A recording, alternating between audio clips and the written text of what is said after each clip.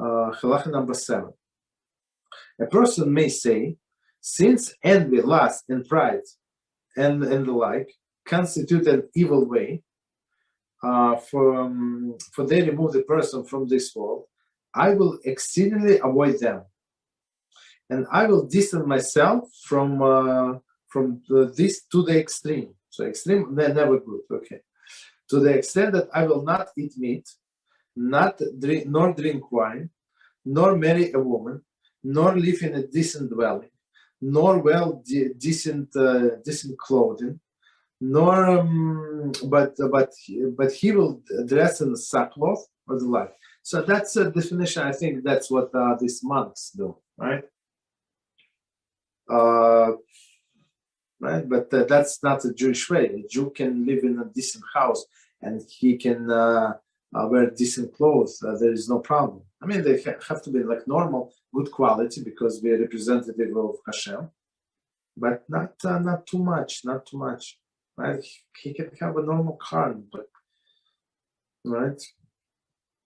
So, but don't basically go crazy, and don't make all of this physical possession the objective of your life. That's it basically. But you can live a very good life basically in this world. No sackcloth. Okay, this is also a bad way, and is forbidden for one to go in this way. Indeed, one who follows this way is called a sinner. Okay. For it is stated in regard to Nazir, Bamidbar 6:11. What does it say? And he shall bring atonement for having sinned regarding the person. Okay, so how do we know that when person deprives himself for no reason? It's not like he does not have money, or I mean, if somebody is starving or I don't know, fasting because of lack of the resources and there is no tzedakah, that's one thing. Okay, he has no choice. But if a person has money and he said that I want to be more spiritual, that's not how you become spiritual, right? But or he wants to distance from all these things. So we say it's not proper. As we know the story about Nazir. Nazir said, I'm not going to drink wine and all the grape products, grape pizza and grape skin, all of these grapes themselves, right? And he has to bring the atonement for this sin, meaning not to drink wine is a sin. I mean, if somebody have an issue, I know several people, some of my students, they have problems with the wine because of digestion and stuff like that. So it's different. Of course, we don't force them to drink wine, but you have to enjoy it also. Okay, so let's see. The problem only with them is only the Pesach, when we have to drink wine. So that's the only issue. Okay, so continue. Commentary. A Nazir who's vowed to Nazirus prohibits him to drink wine, becomes tameh of a corpse, and cut his hair. So 3 things he does, right? Or does not do. He does not drink wine, does not become tameh with corpses, and does not cut his hair.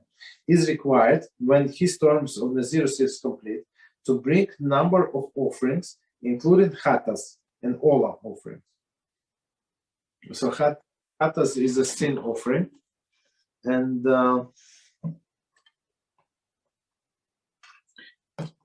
chatas is a sin offering, and olah is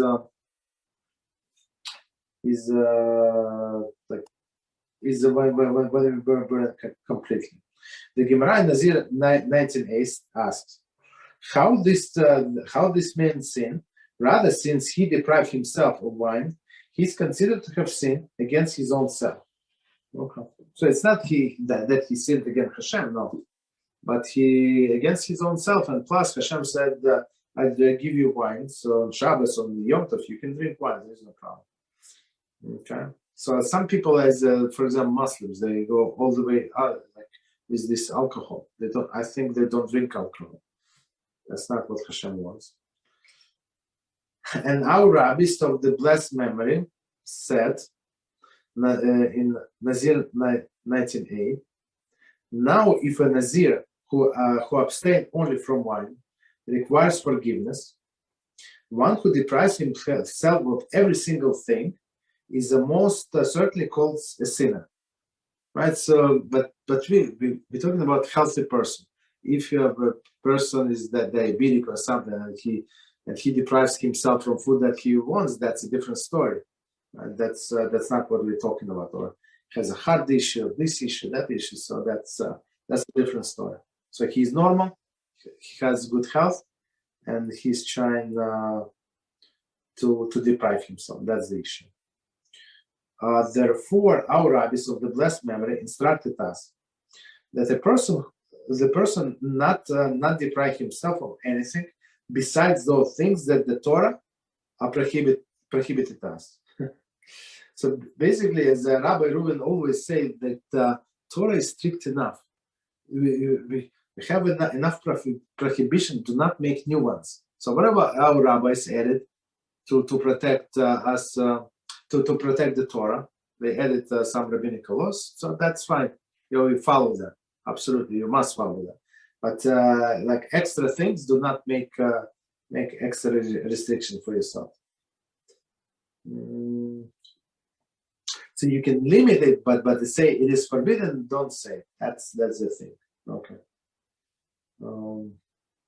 For our rabbis of blessed memory said in Yerushalmi, Nadrim 9:1, regarding one who invokes such a vow, does it not suffice for you that that which the Torah prohibited, exactly, that you must prohibit upon yourself permitted things?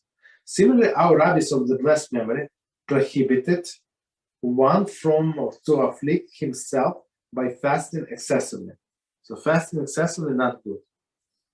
Okay, commentary. See Orachim 571, CF 1 and 2. One who wishes to accept a personal fast would do better accepting upon himself to refrain from talking rather from eating. That's unbelievable advice. He will thus attain the benefit of the fast without inflicting damage on one's person. Mishnah Brura. Very interesting. So Mishnah Brura says, and instead of fasting, meaning not eating and drinking, fast in a meaning do not talk. One day. So, and it's going to consider as you fasted.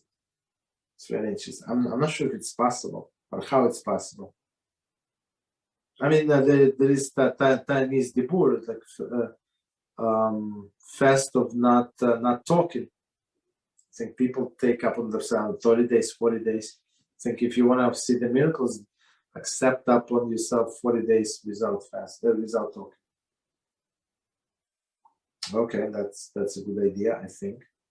I'm not sure how to do it, but I mean, still you need to learn Torah. I mean, if a person does not learn, right, he does not need to speak, so that's a different story, but I don't know.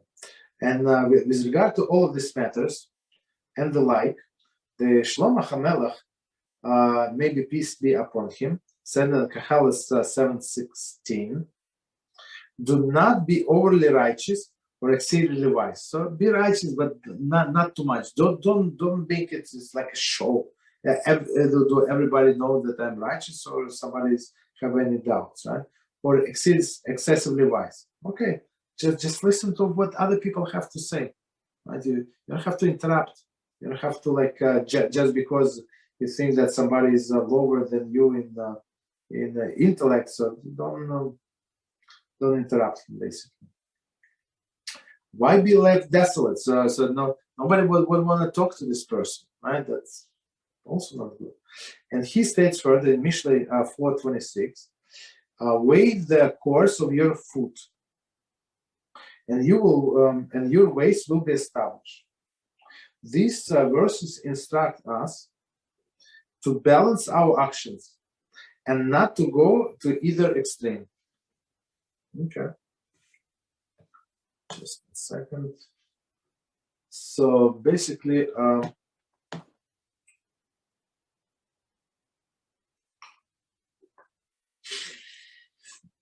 so before making the next step or whatever the step is, before going to places a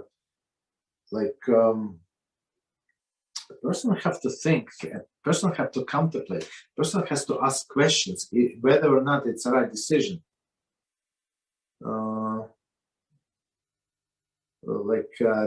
Today there's a war, right, in the world, and some people say that these soldiers, they're contractors, right? It's not like they were drafted. No, they're contractors, and now they're sent to kill the innocent people. But and they say that the soldiers are innocent in some sense, but they had to think before, like even though it's not a war time right now when I'm signing my contract, but it could be in 3 months, in 6 months, and they're going to send me. So what I'm going to do then? So people cannot just assume things that everything is going to be all right. I just do what I want today, and I'm fine. So you have to talk to somebody who knows, somebody like a knowledgeable rabbi or like mentor, whoever you have. Ask him questions, ask advice. Don't make any decisions. Right?